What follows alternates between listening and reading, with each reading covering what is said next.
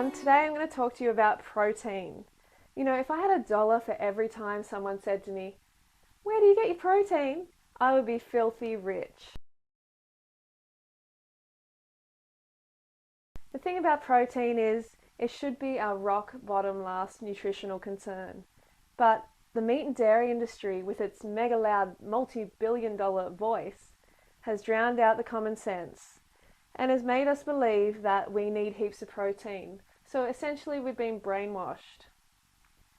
You know, in a world where we eat like pigs, but we're worried about a condition that only comes about through starvation, you know, it's really pathetic. And there isn't even a medical term for protein deficiency.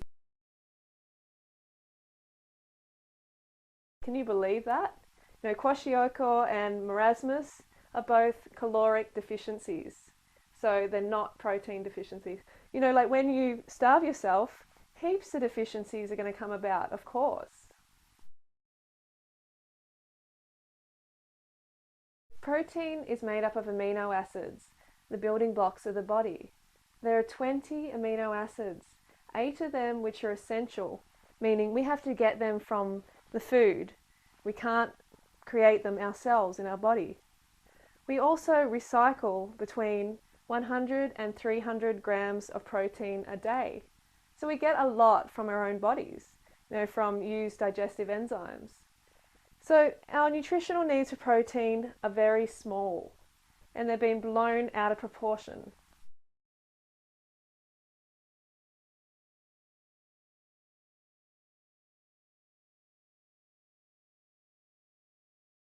We need 5% of our calories from protein a day. And that figure came about in 1974 when the World Health Organization discovered that study after study was pointing towards us only needing 2.5% of our calories from protein. So the WHO, World Health Organization, decided, oh, let's just be safe and double that requirement to 5%.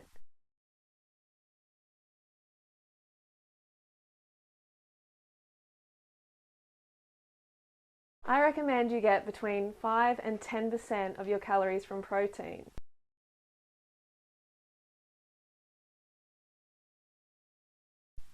And this is very easily achieved if we just eat fruit all day. So say we ate watermelon for breakfast, bananas for lunch, and dates for dinner. We're going to get 5% or more, easily. So there's no need to worry about getting enough on a raw vegan lifestyle or even a vegan lifestyle.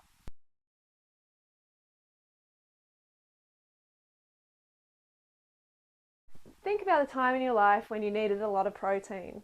Try and think back. Well, you probably can't think back this far because it's when you were a baby. You know, when we're babies, we double in size, so we need protein to support that growth. And how much protein do we need? Well, from mother's milk, we get about 5 to 6%. So that would suggest that that's all we need. You know, why later in life, when we're not meant to be growing, but some people are actually doubling in size, why should we then increase the amount of protein we need? It doesn't make sense.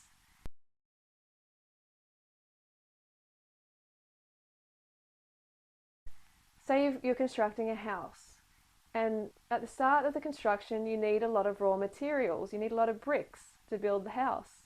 But after that house is completed, if the bricks keep coming, then what are you going to do with them? They just start to become a problem around the house. And it's the same with protein. If we have too much protein in our blood, then it can lead to all sorts of problems.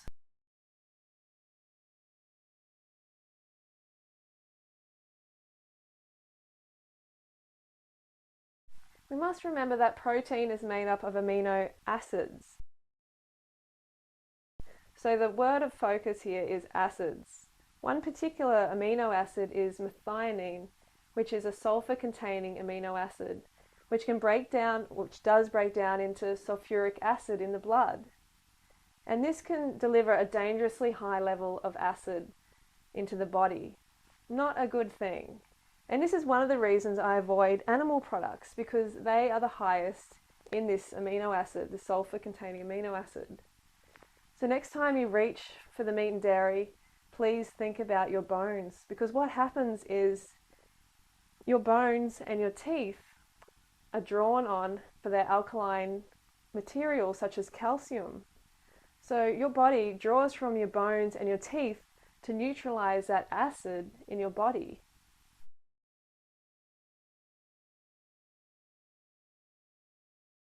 The standard Western diet contains about 140 to 160 grams of protein per day. And this is a lot of protein. People are risking dissolving their bones and their teeth by eating this much. And the thing that happens is protein cannot be stored in the body, so it has to be metabolized through gluconeogenesis or excreted by the liver and kidneys. And when this happens through the liver and kidneys, they can become enlarged and diseased, which is obviously not nice at all. And also kidney stones can result in arthritis and other inflammatory diseases in the body. When we eat foods like fruits and vegetables, they're alkaline, so we don't have to worry. Meat and dairy, animal products is acid. So acid equals bone loss.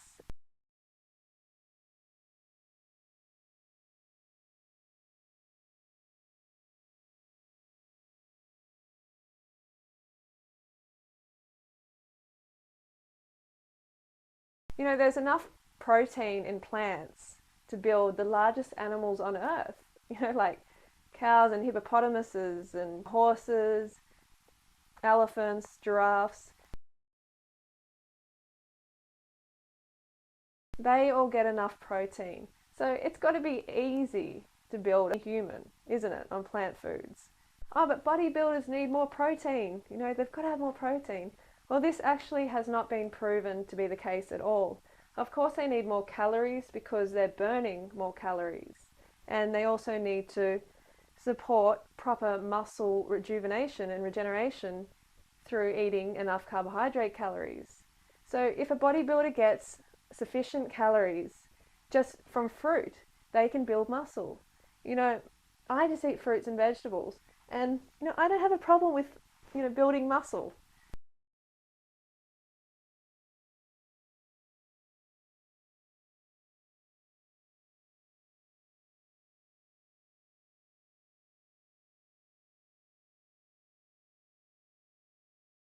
Meat does not build muscle, okay? Training builds muscle. When you go to the gym and you pump the iron, you pump those weights, that is when you're building the muscle. And when you're sleeping, that is when the muscle is building.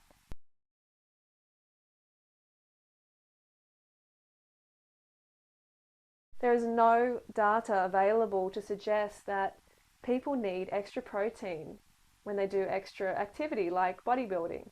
Of course, they need extra calories, but not extra protein.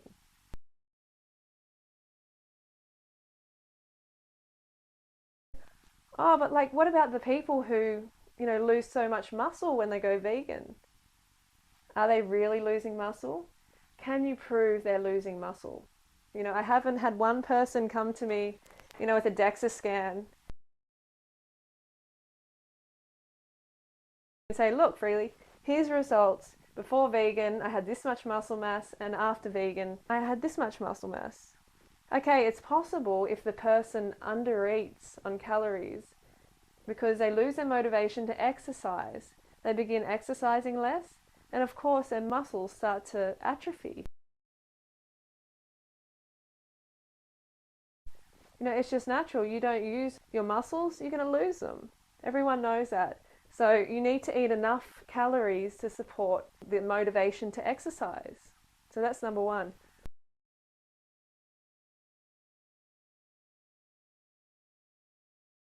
When you go vegan, you lose a lot of fat and you lose a lot of water weight. So you can lose the fat that was all covering your muscles, the fat and the water, and it was also rippling throughout the muscle. So it makes you appear bigger and sort of puffier, but it's not actual quality muscle tissue, but fat and fluid. So there's a reason that people look smaller after they go vegan. It's a good thing. You want to get out that toxic fat and fluid.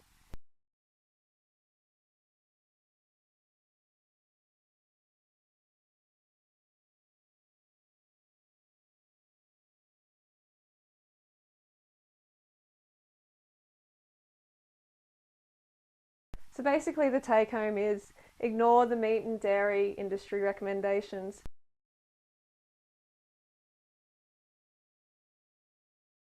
They are going to cause disease in your body and in your mind. Diseases like renal failure and osteoporosis, arthritis, you don't want these awful conditions. You really don't.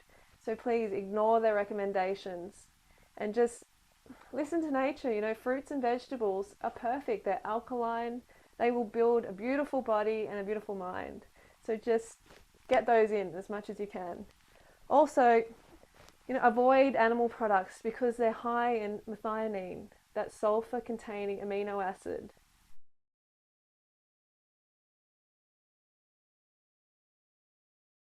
I recommend you eat around 5 to 10% of your daily calories from protein and from fruits and vegetables. So essentially a low-fat, raw vegan lifestyle or a low-fat cooked vegan lifestyle. Just remember, get those carbs in.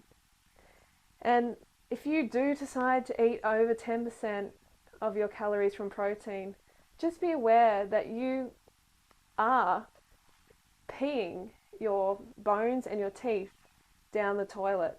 I know that sounds awful, but that's what's happening.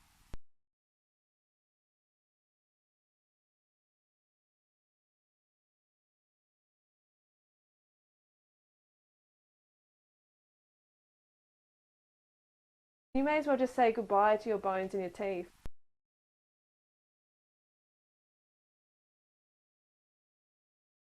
So eat the alkaline fruits and vegetables. They're good for you. And you can build some muscle like this.